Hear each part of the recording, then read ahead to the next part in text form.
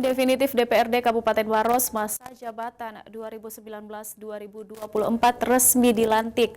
Ketua Golkar Maros Andi Patarai Amir resmi menjabat Ketua DPRD definitif setelah menjabat sebagai Ketua DPRD sementara selama kurang lebih 1 bulan.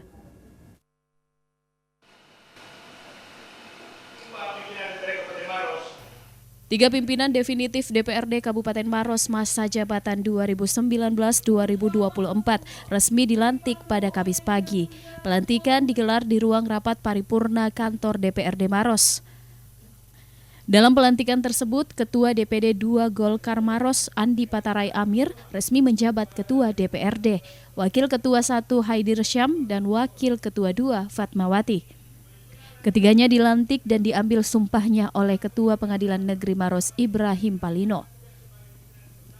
Ketua DPRD Maros Andi Patarai Amir berharap di era kepemimpinannya kerja-kerja DPRD Maros lebih berkualitas dan semakin berpihak kepada rakyat. Ia juga berharap Bupati dan Wakil Bupati terus bersinergi dalam melaksanakan tugas masing-masing. Patarai Amir menegaskan tugas pertama yang akan dilakukan selaku pimpinan DPRD, yakni merampungkan alat kelengkapan Dewan termasuk pembentukan komisi-komisi, badan kehormatan, badan anggaran serta badan legislasi. Jadi semua alat kelengkapan kita rampungkan dulu, baru kita bisa bekerja secara maksimal. Setelah itu, ini Pak Bupati sudah mengagendakan untuk menyerahkan APBD pokok yang sudah sangat mendesak untuk kita selesaikan. BPD pokok 2020.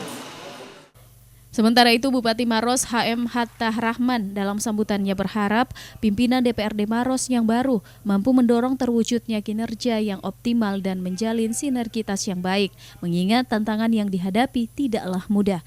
Dari Kabupaten Maros, Wibowo Wardoyo, Celebes TV.